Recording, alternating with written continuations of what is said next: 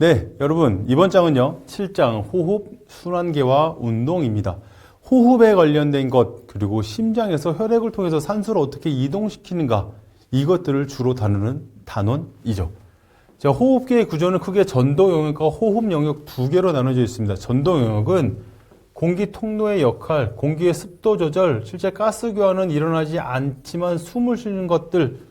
그러나 호흡 영역은 가스 교환을 통해서 확산에 용이한 구역이라는 거예요. 다시 말해서 호흡을 통해서 심장에 혈액을 이렇게 보내주고 혈액의 좌심실에 의해서 내보내주면 필요한 근육에 산소를 주고 근육에서 필요 없는 이산화탄소를 가지고 오는 이게 바로 가스 교환이라고 표현을 하는데 이 가스 교환까지도 이루고 있는 것이 바로 호흡 영역이다라고 할 수가 있어요. 폐의 구조와 기능 22년도과 24년도에 나온 기출문제고요. 1회 호흡량을 TV라고 표현합니다. 바로 1회 호흡량. 숨을 쉬는 1회 호흡량이에요. 이 1회 호흡량에서도 예비 호흡 용적은 흡기 예비량과 호기 예비량을 가지고 있다는 소리예요. 호흡을 이렇게 들여 마시고도 더 들여 마실 수 있고 호흡을 내뱉은 후에도 더 내뱉을 수 있는 이런 용적들을 용량들을 이야기하고 있습니다. 잔기 용적은 호흡을 통해 남은 이 잔기량을 말을 하고 이 기능적 잔기량이라는 것은 폐의 폐포의 흡착을 막기 위해 존재하고 있는 기능적인 잔기 산소의 량이다라고 표현하시면 돼요. 흡기 용적과 기능적 잔기 용적, 폐용량과 총 폐용량은 그래프를 통해서 잘 정리되어 있으니 그래프를 한 번씩 보시길 바라겠습니다. 자, 중요한 것들이 굉장히 이번 장에 많기 때문에 설명을 하도록 하겠습니다. 가스 교환과 운반, 가스를 교환한대요.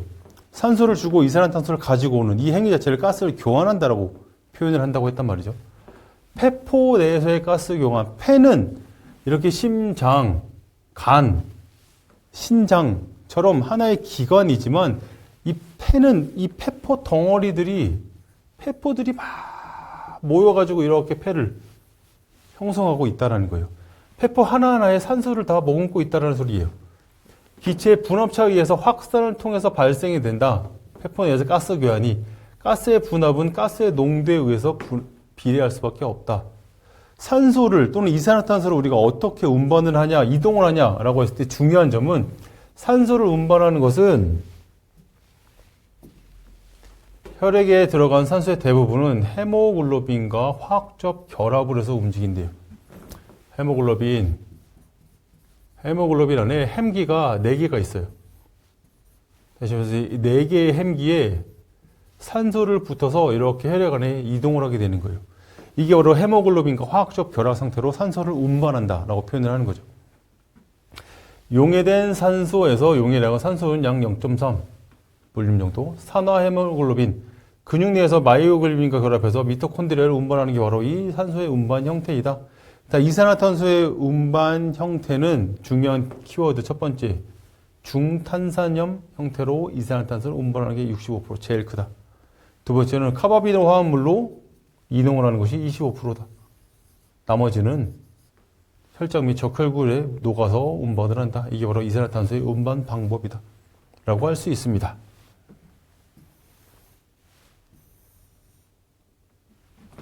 자, 운동 중에 과도하게 호흡을 많이 했기 때문에 우리 몸의 수소이온 농도는 급격하게 떨어질 수밖에 없어요. 이 수소이온 농도를 pH라고 표현을 하죠.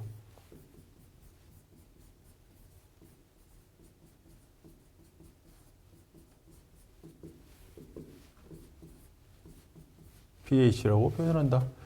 최대화 운동 중에 근육과 혈액의 pH는 수소이온 농도는 감소된다. 이는 근육에서 생성되는 젖산, 락테이트가 증가하기 때문이다. 근육 운동을 하게 되면 피로하게 되고 피로하게 된다는 것은 즉 피로 물질들이 근육에 많이 쌓였다라고 판단될 수 있다. 피로 물질들이 많이 쌓였다라는 것은 즉 피로 물질이 젖산이다. 따라서 운동을 지속적으로 하게 되면 젖산이 쌓이게 되고 이는 곧 운동의 근육 내에 수소이온 농도를 낮추는 역할을 한다. 운동 중에 젖산의 생성의 양은 운동 강도, 지속 시간, 그리고 사용된 근육의 양에 따라 좌우될 수밖에 없다라고 할 수밖에 없죠. 폐기능의 변화, 운동을 통한 폐기능의 변화, 트레이닝의 안정 시, 운동 시 모두 동정맥의 산소차는 증가한다. 동정맥의 산소차, 동맥과 정맥에 있는 산소의 차이를 이야기한다.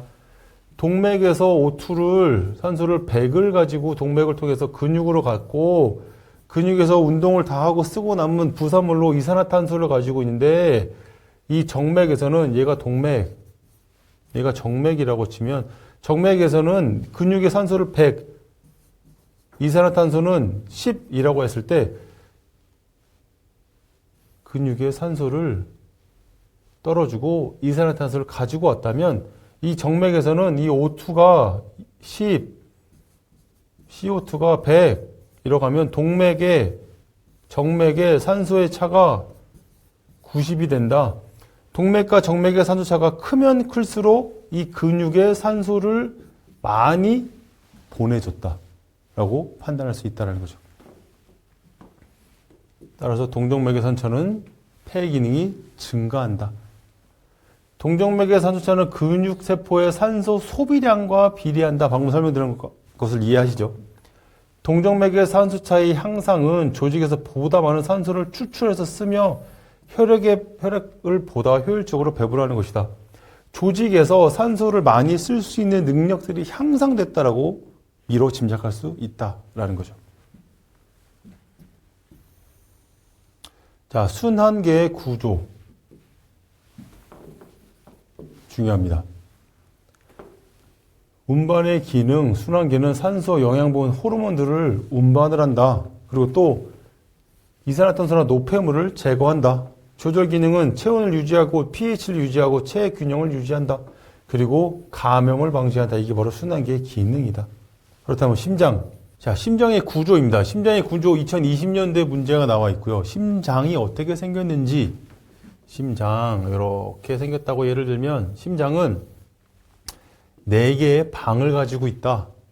그리고 중간에 이렇게 혈액이 내려올 때 역류를 막아주는 판막이 있다. 그게 바로 천판이다.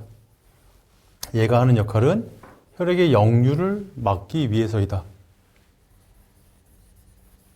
심장이 이렇게 쿵쾅, 쿵쾅, 쿵쾅 뛴다면 첫 번째 콩은 심방이 수축하는 것이고 이때 심방이 심실로 이렇게 혈액을 흘려보내 죽은 다음에 쿵쾅 심실에서 혈액을 수축을 할 때 얘네가 판막이 딱 닫혀서 혈액이 이렇게 동맥으로 잘 빠져나가게끔 만든다. 얘네가 역류하는 것을 막아주는 역할이 바로 이 판막이 하는 역할이다. 역류를 막아준다. 오케이.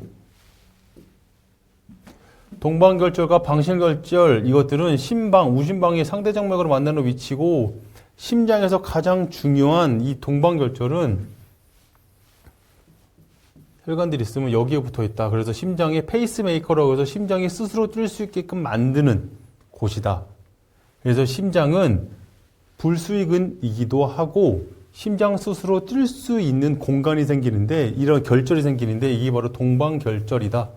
동방결절에서 방실결절로 SA 노드라고 표현을 하거든요.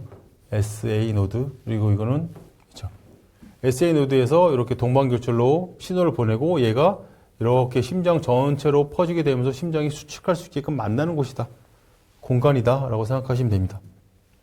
한 번 더 정리를 하자면 심장은 2개의 방과 2개의 심실로 되어 있다. 위에가 심방이고 아래가 심실이다.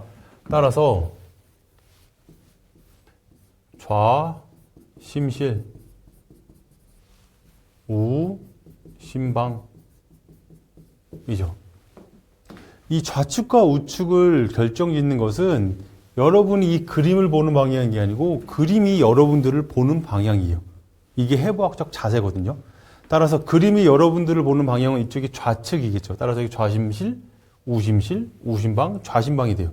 즉 2개의 심방과 2개의 심실이 되어 있고 이 가운데 중격이 분리가 되어 있다라는 것들, 그리고 판막이 4개가 붙어 있다. 반월판, 여기 2개의 판막과 동맥과 폐동맥과 대동맥으로 나가는데 역시 판막이 있다라는 것들이고요. 심장은 스스로 뛸 수 있게끔 우심방과 상대정맥 사이에 만나는 위치로 스스로 전기적 신호를 발생시키는 페이스메이커라고 부르는 동방결절이 있다. 얘로 인해서 심장이 계속적으로 뛰는 것이다. 그리고 동반결절에서 방실결실로, 그리고 심실 중격으로 통해서 심장이 뛸 수 있게끔 만든다. 심장 역시도 심장은 외벽과 내벽과 중격이 포함되어 있다, 나눠져 있다. 심장의 구조는 외막과 심근 그리고 내막으로 총 3개 층으로 이루어져 있다.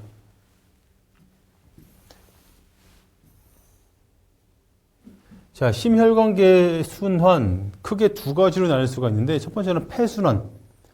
폐를 통해서 호흡을 내뱉고 들여마신 산소를 우심방으로 보내주는 게 폐순환이고요. 최순환은 좌심실에서 시작을 해서 온 몸 전신에다가 산소를 보내주고 이산화탄소를 가지고 오는 것까지가 최순환이에요. 그래서 최순환의 스타트는 좌심실, 폐순환의 스타트는 우심실이에요. 얘는 온 몸으로 뻗게 되는 것이고 얘는 폐로 가는 것이에요. 그래서 폐순환은 심장과 폐 사이의 혈액순환이다. 우심실로 스타트해서 폐동맥, 폐정맥, 좌심방으로 들어온다. 최순환은 좌심실, 대동맥, 온몸, 대정맥, 우심방으로 간다. 그림으로 표현하자면 심장이 이렇게 있다라고 하면 최순환은 여기 좌심실에서 스타트를 한다. 그래서 쭉 혈액이 나가서 여기 온몸 근육에서 근육으로 O2를 보내준다. 그리고 CO2를 가지고 이렇게 돌아온다. 얘가 최순환이다. 폐순환은 우심실에서 시작을 한다. 그래서 이렇게 폐로 간다. 폐로 가서 호흡을 통해서 이산화탄소를 내뱉고 산소를 들여마셔서 이렇게 들어온다. 그렇죠. 이렇게 들어온다. 오케이. 다음에 ECG라고 해서 심장이 어떻게 움직이는지를 우리가 전기적 신호로 판단할 수 있는 거예요. 심전도의 개념, 심근에서 생성된 전기적 활동은 온 몸에 걸쳐서 전기장을 형성을 하고요. 심전도의 심장 주기 중 심근의 연속적인 전기적 변화에 의해서 기록을 보여준다. 다시 쉽게 얘기하면 P, Q, R, S, T파, 이 파형에 따라서 심장이 잘 움직이고 있구나 판단할 수 있다라는 거예요. ST 또는 P, Q, R, ST 이것들이 어떻게 움직이는지 전기적 자극에 의해서 심장이 잘 뛰고 있구나라고 판단할 수 있다라는 거예요. 이 정도만 알고 계셔도 문제 푸는데 충분합니다. 이제부터가 중요합니다. 자, 심장의 순환이고요. 심박출량, Q라고도 표현을 합니다. 심박출량은 심장에서 혈액을 내보내는 것을 이야기하는데 위에서 말씀드렸지만 심장에서 혈액을 내보내는 역할은 심방이 아닌 심실에서만 할 수가 있어요. 심실에서 대동맥을 통해서 전신으로 뻗어나갈 수 있고요. 우심실에서 폐를 통해서 산소를 교환할 수 있어요. 이걸 총칭해서 Q, 즉 심박출량이라고 표현합니다. 심장 수축기에서 1분간 펌프되는 혈액의 양이고 심박출량은 심박수 헐트레이트 곱하기 스트로크 볼륨 1회 스트로크 볼륨 헐트레이트 곱하기 스트로크 볼륨 이렇게 표현할 수 있겠죠. 스트로크 볼륨이라는 것은 좌심실에서 혈액이 빵 나가는 얘를 스트로크 볼륨이라고 해요. 1회 박출량이라고 표현한다는 거죠. 심박출량, 운동 중에 심박출량이 운동 강도에 따라 비례적으로 올라갈 수밖에 없다. 당연한 거죠. 안정시에 우리의 인체의 혈액은 약 5리터 정도를 가지고 있고요. 트레이닝이 잘 된 사람일수록 기본적으로 혈액의 가지고 있는 혈액의 양은 좀 더 높다라는 것 정도 인지하고 계시면 됩니다. 일반인에 비해서 운동선수의 경우 큰 심박출량을 가지고 있다. 근육에서 예를 들어서 100이라는 산소가 필요해요. 심장에서 한번 빵 짜줄 때 일반인이 10이라는 산소를 보낼 수 있다고 하면 얘 근육에 100이라는 혈액 수치를 채우기 위해서 얘는 헐트레이트는 10번을 뛰어야 되겠죠. 그래야지 100을 채워져요. 그런데 심장이 튼튼하고 심장 기능이 워낙에 좋아요. 그래서 100이라는 산소가 필요한 근육에 한번 스트로크 볼륨이 빵 짜줬을 때 50이라는 혈액을 빵 내보내줬어요. 그렇다면 얘는 2번만 뛰면 혈액을 충당시킬 수 있다는 거예요.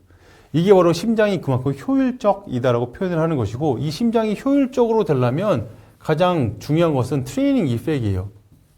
트레이닝을 통해서 심장 기능을 향상시킬 수 있다는 것이고, 그래서 운동선수의 경우 심박출량이 커서 심장을 좀 더 효율적으로 쓸 수 있다라고 이야기를 한다는 거죠. 그렇다면 이 심박출량에 영향을 주는 요인들이 무엇이 있을까요? 심박출량, 여기서 스트로크 볼륨, 레프트 벤트리클 좌심실에서 빵 짜줄 때 이게 높으려면 어떻게 해야 됩니까? 라는 질문이에요. 첫 번째, 정맥 회기량이 좋아야 된대요. 심실 이완 기말 혈액량이래요. 심장이 쿵 짰어요. 혈액을 빵 내보냈어요. 얘는 수축기예요. 심장이 쿵 짜고 난 뒤는 수축기 말이에요. 말 끝나고 나서 이완기말은 쿵 짜주고 벌렸을 때예요. 이완기말. 이때 혈액이 많이 들어와야지만 수축 때 많이 짜줄 수가 있겠죠. 이게 바로 심실 이완기말 혈액량이고 정맥 회기량이에요. 심장에 빵 짜주고 전신에서 근육 O2 주고 혈액 주고 일로 빵 들어왔는데 정맥에서 다시 회기 돌아왔다가 정맥 회기량이에요. 얘의 볼륨이 혈액이 많으면 많을수록 혈액에서 내뿜어질 수 있는 혈액들이 심장에서 내뿜어질 수 있는 혈액들이 높을 수밖에 없다. 두 번째, 심장의 수축력. 심장에서 더 세게 빵 짜줘야 되겠죠. 4개의 방으로 이루어져 있다. 그리고 심실의 중격의 벽은 레프트 벤트리클 좌심실에서 가장 두껍게 나타난 것을 볼 수 있다. 이렇게. 이 근육이 가장 많다. 두껍다. 왜냐? 얘가 튼튼하고 강해야지만 심장을 세게 짜주고 혈액을 빨리 많이 보내줄 수 있기 때문이다. 따라서 심장의 수축력이 두 번째 중요하다. 세 번째, 동맥 및 폐동맥의 혈압이다라고 표현을 했어요. 이게 뭐냐면 동맥의 저항성이 낮아진다라고 표현을 하기도 했는데, 이 좌심실에서 정확히 얘기하면 얘에서 이렇게 위로 나가거든요. 근데 우리가 쉽게 그냥 이렇게 쉽게 얘기를 해서 이렇게 나간다고 예를 듭시다. 쉽게 얘기해서 이 대동맥으로 혈액을 빵 나갔을 때 이 대동맥에 심장의 대동맥에 저항이 없어야 된다는 거예요. 여기 많은 찌꺼기들과 노폐물들이 많이 쌓였다면 이 심장에서 혈액을 빵 짜줬을 때 이 저항성이 심하다라는 거예요. 이 저항성이 없어야지만 혈액이 단순하게 쌍 깨끗하게 나갈 수 있다라는 거예요. 다시 말해서 대동맥 및 폐동맥 및 혈압이 조절이 돼야 된다라고 이야기하는 거죠. 저항성이 낮아야 된다라는 것들이. 자, 1회 박출량, 좌심실에서 나가는 게 1회 박출량이라고 표현을 했어요. 심실에서 수축을 할 때 배출되는 혈액의 양이고, 더 정확히는 좌심실에서 수축을 할 때 배출되는 혈액의 양, 이 스트로크 볼륨, 즉 1회 박출량. 1회 박출량이 높으면 높을수록 좋겠죠. 1회 박출량을 결정짓는 요인, 1회 박출량은 이완기말 용적, 심장이 빵 짜주고 이렇게 이완기 됐을 때 혈액이 많이 들어오는 양, 이완기말 용적 마이너스 추축기말 용적이에요. 혈액이 얼마만큼 들어왔지? 얘를 판단하고 심장을 빵 짜줬어. 얼마만큼 남았지? 이걸 빼면 당연히 얼마만큼 나갔지가 되겠죠. 그렇죠. 아주 단순한 산수죠. 최대하 부하에서 최대로 맥스로 이렇게 운동을 하는데, 이 최대 밑에쯤 서브 맥시멀 최대하 운동 부하에서는 최대에 이르고, 다시 말해서 심장 박출량은 1회 박출량은 최대에 이르고 더 이상 증가하지 않는다. 쭉 유지를 한다. 그렇다면 산소가 필요한데 1회 박출량이 최고점에서 유지가 된다면 뭐가 높아져야 돼요? 그렇죠. 헐트레이트. 심박수가 빨라져야 되죠.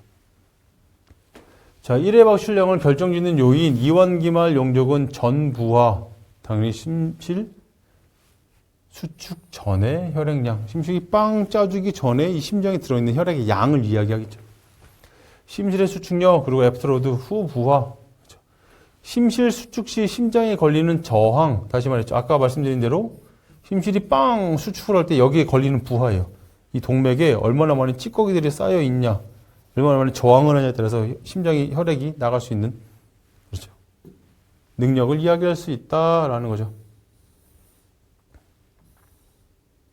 혈류, 혈압, 혈액의 변화 2022년도의 문제고, 이 중에 혈액의 변의 요인은 혈장량의 증가는 24년도에 나왔습니다.